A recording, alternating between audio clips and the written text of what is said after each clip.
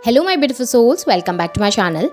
सो आज की रीडिंग में हम देखने वाले हैं कि नो कांटेक्ट में रह के इस समय पे आपके पार्टनर की लाइफ में क्या चल रहा है, उनके ज़िंदगी में क्या एनर्जीज़ हैं, समय पे कैसा वो फील कर रहे हैं, आपके लिए उनकी फीलिंग्स कैसी हैं और जनरली उनकी लाइफ में क्या चीज़ें चल रही हैं। ये सारी ही एनर्जीज़ को हम देख लेंगे। रीडिंग जनरल रहेगी, आप लोगों के साथ जितना रेजोनेट कर पाएगी आप उतना रखिए, जितना रेजोनेट नहीं करता है उससे जाने दीजिए। मेल एंड फीमेल सभी के लिए और सारे ही साइंस के लिए रीडिंग है। रीडिंग टाइमलेस है, तो जिस वक्त पे आपके सामने आती है उस वक्त पे रीडिंग आपके साथ रेजोनेट कर सकती है। तो चलिए स्टार्ट करते हैं। हाईलाइटेड साइंस बता देती हूँ। ये साइंस आपके या फिर आपके पार्टनर के हो सकते हैं। आप लोग फायर साइन के हो सकते हैं, एरीज, लियो, सैजिटेरियस। वाटर साइन के हो सकते हैं, कैंसर, स्कॉर्पियो, पाइसेस। आप लोगों के लिए मुझे यहाँ पर टॉरस की एनर्जी भी स्ट्रॉन्ग दिखाई दे रही है। नंबर 3 इंपॉर्टेंट हो सकता है आप लोगों के लिए, मार्च मंथ इंपॉर्टेंट हो सकता है। नंबर 5 इंपॉर्टेंट हो सकता है, मई मंथ भी इंपॉर्टेंट हो सकता है। नंबर 4 अप्रैल मंथ की एनर्जीज भी स्ट्रॉन्ग दिखाई दे रही है आप लोगों के लिए। यहाँ पर पे एयर साइन भी है, जेमिनी, लिब्रा, एक्वेरियस। और नंबर 9 भी इंपॉर्टेंट हो सकता है आप लोगों के लिए। सितंबर मंथ भी इंपॉर्टेंट हो सकता है। 10 नंबर अक्टूबर मंथ भी इंपॉर्टेंट हो सकता है। और अर्थ साइन भी है, टॉरस, वर्गो, कैप्रिकॉर्न। तो साइंस यहाँ पे सारे ही निकल कर आ गए हैं। तो चलिए स्टार्ट कर लेते हैं, देख लेते हैं आपके पार्टनर की एनर्जीज आजकल कैसी हैं आपको लेकर। सो यहाँ पे अगर सबसे पहली एनर्जी में देखूँ तो मुझे नज़र आ रहा है ना कि आपने इस रिलेशनशिप के लिए बहुत ट्राई किया था। पास्ट की एनर्जी में बता रही हूँ कि आपने बहुत ज़्यादा ट्राई किया था, बहुत कोशिश कर रहे थे इस रिश्ते के लिए, लेकिन आपके पार्टनर बार बार आपको नेग्लेक्ट कर रहे थे, बार बार आपको रिजेक्ट कर रहे थे। या फिर कहूँ कि अगर आप कॉल करते हैं तो वो रिसीव ना करना, मैसेज करते हैं तो रिप्लाई ना करना, देख के भी उन चीज़ों को अनदेखा करना। आपके प्यार की रिस्पेक्ट उन्होंने नहीं करी, कभी भी नहीं। और इस चक्कर में ना आपने अपनी लाइफ में फोकस करके आगे बढ़ना ज़रूरी समझा। आपने डिसाइड किया है कि अब बहुत हो गया, मैंने बहुत कुछ करके देखा है, मैंने बहुत ट्राई करके देखा है, लेकिन अब जब सामने वाले को रहना ही नहीं है, सामने वाले ने ट्राई नहीं करना है, तो फिर मैं और कितना ट्राई करूँ।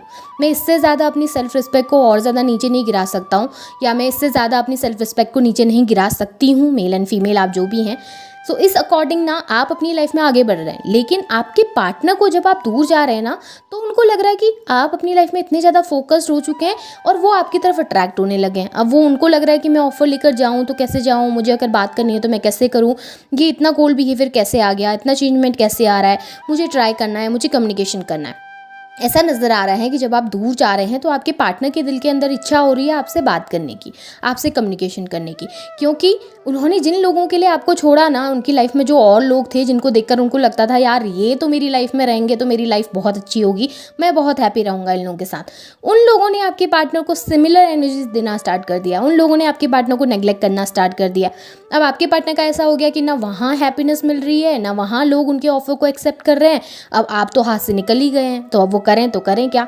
अब उनकी ऐसी कंडीशन हो गई है ना जहाँ पे उनको समझ नहीं आ रहा कि अब किसको एक्सेप्ट करना है मुझे लाइफ में, किसके पास जाना है मुझे अपनी लाइफ में। क्योंकि वो दिन उनके गए जिस वक्त पे वो लोगों को लटका के रखते थे, अब उनके दिन आ गए जिसमें उनको लटक के रखना पड़ रहा है लोगों के पीछे, उनको दौड़ना पड़ रहा है लोगों के पीछे, जिसकी वजह से इस वक्त पे आपके पार्टनर परेशान नजर आ रहे हैं। अगर मैं जनरली देखूं तो आपके पार्टनर ने किसी को ऑफर करने की कोशिश की थी या किसी इंसान के पास करीब जाने की कोशिश की थी। अब ये हो सकता है कोई थर्ड पार्टी भी थे आप लोगों के अलावा, आपके पार्टनर की लाइफ में कोई अगर दूसरा पर्सन था, तो आपके पार्टनर ने ट्राई किया था उनकी लाइफ में जाने का या उनको अप्रोच करने का, लेकिन उस पर्सन ने आपके पार्टनर को रिजेक्ट कर दिया है, जिसकी वजह से आपके पार्टनर इस वक्त पे बहुत दुखी हैं अपनी लाइफ में, एक सैडनेस को फील कर पा रहे हैं। इस कंडीशन में ना आपके पार्टनर एक सही समय का इंतज़ार कर रहे हैं। आपकी पार्टनर की लाइफ में जो ये कंडीशन चल रही है, इस दौरान में, इस सिचुएशन में आपके पार्टनर को लग रहा है कि अभी सही समय का वेट कर लेना चाहिए, एक सही समय आने देते हैं जिस वक्त पे फिर मैं जाकर अपनी लाइफ में कोई फैसला कर पाऊंगा, या फिर जाके मैं कोई डिसीजन लेकर सामने वाले को अप्रोच कर पाऊंगा। देखिए वो कम्युनिकेशन करना चाहते हैं, आपको लेकर अट्रैक्टेड भी बहुत ज़्यादा नज़र आ रहे हैं, लेकिन उनको लगता है ये समय सही नहीं है आपके पास आकर अप्रोच करने का। आपके पार्टनर को लगता है अगर वो थोड़े समय तक और रुकते हैं तो शायद कंडीशन और अच्छी हो जाए, और उस वक्त पे अगर वो आपके सामने आकर अप्रोच करते हैं या कम्युनिकेशन करने की बात करते हैं तो शायद आप समझ पाएंगे।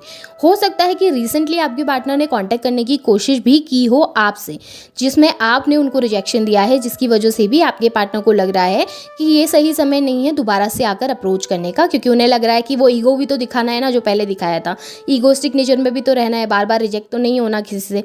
इसी की वजह से आप आपके पार्टनर थोड़ा सा वेट करते हुए ज़्यादा दिखाई दे रहे हैं, लेकिन अट्रैक्टेड आपकी तरफ बहुत ज़्यादा हैं, कम्युनिकेशन करना चाहते हैं, कनेक्ट होना चाहते हैं आपके साथ, और वो टाइम जो आप लोगों ने स्पेंड किया था उसे वो फिर से चाहते हैं। वो चाहते हैं कि किसी भी तरीके से कुछ ऐसा हो जाए कि फिर से टाइम चेंज हो जाए उनकी लाइफ का, और उनकी लाइफ में सारी ही चीज़ें सही हो जाएं।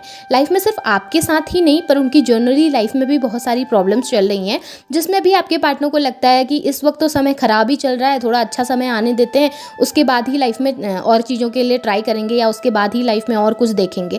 क्योंकि इस वक्त तो आपके पार्टनर बस रेस्ट करके देखना चाहते हैं कि कोई सही समय आ जाए लाइफ में जहाँ पर वो बैलेंस हो सके। यहाँ पे ऐसा दिखाई दे रहा है ना, आपके पार्टनर थोड़े से सेल्फिश हैं, डेफिनेटली सेल्फिश हैं। वो कभी भी ये नहीं देखते कि मेरे किसी एक्ट की वजह से सामने वाले को बुरा लग रहा है, या मेरी ख्वाहिशों की वजह से शायद किसी को तकलीफ हो सकती है। आपके पार्टनर इस तरीके से सेल्फिश हैं कि उनको लगता है कि उनके अकॉर्डिंग चीज़ें होनी चाहिए, जिस तरीके से वो चाहते हैं चीज़ों को होना, या जिस तरीके से वो चाहते हैं कि उनकी लाइफ में चीज़ें हों, वो उसी तरीके से काम करते हैं। उनको ये नहीं दिखता कि सामने वाले को मेरे एक्ट की वजह से तकलीफ हो रही है, मैं किसी के साथ रूड हो रहा हूँ तो उसको भी तो हर्ट होता होगा, पर वो इतनी सारी चीज़ें नहीं दिखते। उनको लगता है कि मुझे हर्ट नहीं होना चाहिए, मुझे तकलीफ नहीं होनी चाहिए, फिर उस चीज़ के लिए मैं कुछ भी करूँ अपनी लाइफ में, वो सब कुछ जायज़ है। अगर वो अपनी खुशियों के लिए किसी को हर्ट भी कर देते हैं ना, तो वो 2 बार सोचते नहीं है कि मेरी वजह से शायद उसको तकलीफ हुई होगी। और यही सिमिलर एनर्जीज आपके साथ हुई थी। जब उन्होंने लाइफ में फोकस करने की सोची, आगे बढ़ने की सोची, तो उन्होंने आपके साथ बहुत कोल्ड बिहेवियर रखा, जिसकी वजह से आपको बहुत तकलीफ हुई है। और वही एनर्जीज आपके पार्टनर की चली आ रही हैं, और स्टिल वो एनर्जीज चल रही हैं आपके पार्टनर की, जहाँ पे आपके पार्टनर ना बहुत कोल्ड बिहेवियर और बहुत ज़्यादा सेल्फिश बिहेवियर लेकर बैठे हुए हैं। अगर उनको नज़र आता है कि आपकी तरफ फ़ायदा है ना, तो वो आपके आगे पीछे घूमेंगे, लेकिन अगर उनको नज़र आएगा कि नहीं, कोई फ़ायदा नहीं है उसकी तरफ जाने से, तो आपके पार्टनर उतने ही जल्दी मूव ऑन भी कर लेंगे और अपनी लाइफ में फोकस भी कर लेंगे। बहुत ज़्यादा ग्रीडी पर्सन नज़र आ रहे हैं। अब मुझे ऐसा भी नज़र आ रहा है कि आपके पार्टनर को ज़िंदगी में सब कुछ चाहिए, आपके पार्टनर को ग्रोथ चाहिए, रिलेशनशिप भी अच्छे होने चाहिए, फाइनेंस में भी सारी चीज़ें अच्छी होनी चाहिए, लेकिन उस चीज़ के लिए मेहनत नहीं करनी है, उस चीज़ के लिए कोशिश नहीं करनी है। कहने का मतलब है कि बैठे बैठे उन्हें पकी पकाई खीर उनके हाथ पे चाहिए जिसे उन्हें खाना है, पर उस चीज़ के लिए मेहनत नहीं करनी है, जाकर उसे पकाना नहीं है, बल्कि बैठकर उनको चाहिए कि लोग उनके पास आएँ, उनको वो खीर का प्याला दें और उसके बाद वो खा लें उस चीज़ को। उनको लाइफ में हर एक चीज़ चाहिए, ग्रोथ चाहिए, सक्सेस चाहिए, लेकिन उस चीज़ के लिए मेहनत नहीं चाहिए। उन्हें आपके साथ रिलेशनशिप सही भी करना है, लेकिन उस चीज़ के लिए झुकना नहीं है आपके सामने, उस चीज़ के लिए आके आपसे बात भी नहीं करनी है, उस चीज़ के लिए आके सॉरी भी फील नहीं करना है।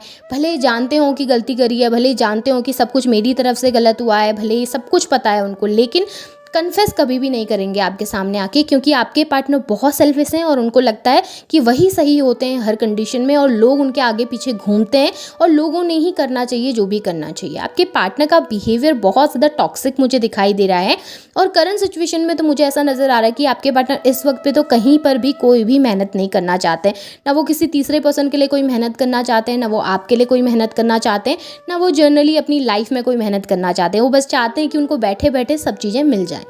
यहाँ पे ये भी दिखाई दे रहा है कि आपके पार्टनर कंफ्यूज्ड भी हैं चीज़ों को लेकर, ओवर थिंकिंग बहुत ज़्यादा करते हैं। आपके पार्टनर ना एक तरीके से मैं कहूँ कि पर्सपेक्टिव बना लेते हैं बहुत सारी चीज़ों के लिए, एक माइंडसेट तैयार करके बैठ जाते हैं कि मैं ऐसा करूँगा तो सामने वाले का रिस्पॉन्स इस तरीके से होगा, या मैं ऐसा करूँगा तो फ्यूचर में शायद ये चीज़ें हो सकती हैं। वो प्रेजेंट सिचुएशन के बारे में नहीं सोचते, वो बस फ्यूचर के आने वाले समय के बारे में सोच कर बैठे हुए हैं कि अभी मैं झुक गया, अभी मैंने सॉरी बोल दिया तो शायद मुझे लाइफ टाइम यही करना पड़ेगा, शायद वो हमेशा मेरे ऊपर कंट्रोल करने की कोशिश करने लगेंगे। आपके पार्टनर इस वक्त नहीं देख रहे कि इस वक्त क्या ज़रूरी है, इस वक्त आपके पास आकर वो एक माफ़ी मांगना कितना ज़रूरी है, ये आपके पार्टनर को समझ नहीं आ रहा। उन्हें बस ये दिख रहा है कि मैं अभी चले जाऊंगा, अभी मैं अगर माफ़ी मांग लूँगा या अभी मैं अपनी गलती मान लूँगा तो शायद मुझे लाइफ टाइम उसी के नीचे दब के रह जाना पड़ेगा, या फिर मुझे उसी एनर्जीज़ में दबे रह जाना पड़ेगा, मैं अपनी लाइफ में कुछ नहीं कर पाऊँगा, मेरे पास फ्रीडम नहीं होगी। बहुत सारी चीज़ें सोच रहे हैं अपने माइंड में, या फिर ये भी सोच रहे हैं कि मैं जाऊँ उसके पास, वो मुझे रिजेक्ट कर देगी तो फिर कैसा होगा, फिर सारी चीज़ें ख़राब हो जाएंगी, फिर मैं कभी जाके ट्राई भी नहीं कर पाऊँगा, हमारे बीच में चीज़ें सही भी नहीं हो पाएंगी। एक तरीके से एक माइंडसेट है, एक अपनी स्टोरी बना के रखी हुई है और उसी स्टोरी को फॉलो करते हुए ज़्यादा दिखाई दे रहे हैं, और अपनी ही ओवर थिंकिंग की वजह से चीज़ों को और ज़्यादा कॉम्प्लिकेटेड आपके पार्टनर कर रहे हैं, चीज़ों को और ज़्यादा बिगाड़ते हुए ज़्यादा दिखाई दे रहे हैं। ऐसा नज़र आ रहा है खुद के माइंड में तो क्लियरिटी है नहीं, और सामने वाले को भी कंफ्यूज करके बैठे हुए हैं आपके पार्टनर। फाइनेंस बहुत अच्छे हैं आपके पार्टनर के, मेहनत बहुत ज़्यादा कर रहे हैं आपके पार्टनर चीज़ों में, और फाइनेंस में बहुत अच्छी तरक्की करते हुए भी दिखाई दे रहे हैं। वर्क प्लेस में चीज़ें अच्छी हो रही हैं, आपके पार्टनर को प्रमोशंस मिल रहे हैं, सीनियर्स के साथ रिलेशनशिप बहुत अच्छे बना के रखे हैं आपके पार्टनर ने। फैमिली लाइफ में भी चीज़ें बहुत अच्छी चल रही हैं, फैमिली के साथ भी अच्छी बनती है, सभी के साथ बहुत अच्छा क्वालिटी टाइम स्पेंड करते हैं। और अगर मैं आपके लिए सोचूं, अगर आप अपने पार्टनर के साथ नो कॉन्टैक्ट सिचुएशन में हैं, तो आपके पार्टनर चाहते हैं आपके साथ फैमिली स्टार्ट करना, वो चाहते हैं कि आपके साथ चीज़ें अच्छी हो सकें, आप दोनों एक दूसरे के साथ हो सकें, वो कंप्लीशन भी आपके साथ चाहते हैं। लेकिन सबसे बड़ी बात है ना कि ईगो, जब किसी इंसान के अंदर वो ईगोस्टिक नेचर आ जाता है ना, जहाँ पर वो प्यार से ज़्यादा अपने अहम को, प्यार से ज़्यादा अपने ईगोस्टिक नेचर को मायने देने लगता है, तब वो फिर बाकी चीज़ें भूल जाते हैं। तब वो फिर वो इमोशंस नहीं देखते, उनको बस वही दिखता है कि मुझे ना झुकना पड़े, मैंने कोशिश ना करनी पड़े, मेरा ईगो बरकरार रहे या मेरी पोजीशन बरकरार रहे। एक तरीके से फिर वो प्रभुत्व जमाने लग जाते हैं दूसरों के ऊपर उनको कंट्रोल करने लग जाते हैं। और वही एनर्जीज आपके पार्टनर की है, कंप्लीशन चाहते हैं, ग्रोथ चाहते हैं, सब कुछ आपके साथ चाहते हैं, वो आपके साथ कांटेक्ट भी चाहते हैं और सब चीज़ें सही भी करना चाहते हैं, लेकिन खुद से होकर कोशिश नहीं करना चाहते हैं। अपने माइंडसेट में जो तैयार करके रख ली है उन्होंने खिचड़ी, और उसी चीज़ों में वो चलते हुए ज़्यादा दिखाई दे रहे हैं, कहीं पर भी वर्क करते हुए नहीं दिखाई दे रहे, कोशिश करते हुए नहीं दिखाई दे रहे। जनरली अपनी लाइफ में भी बहुत ज़्यादा स्टक है वो, सिर्फ आपके साथ नहीं बल्कि बाकी और पर्सपेक्टिव जो वर्क प्लेस होता है या फिर उनकी लाइफ में जनरली उनकी फैमिली के साथ जो रिलेशनशिप चल रहा है, उसमें भी वो हमेशा कॉम्प्लिकेटेड एनर्जी में ही रहते हैं। और ईगोस्टिक नेचर तो बहुत ज़्यादा आपके पार्टनर के अंदर मुझे यहाँ पर दिखाई दिया है। ऐसा नज़र आ रहा है कि आपके पार्टनर चीज़ों को सही करना चाहते हैं, बट अपने ईगो के चक्कर में इंतज़ार करके ज़्यादा बैठे हुए हैं। सो ये आपके पार्टनर की करंट एनर्जीज, फीलिंग्स हैं आप लोगों के लिए। होप आपके साथ रेजोनेट हुई हैं एनर्जीज, तो इन्हें क्लेम कीजिए, लाइक कीजिए, शेयर कीजिए, चैनल को सब्सक्राइब भी कीजिएगा, बेल आइकन को ऑन करना ना भूलें ताकि वीडियोज़ की नोटिफिकेशन आप लोगों को मिलती रहे। Thank you.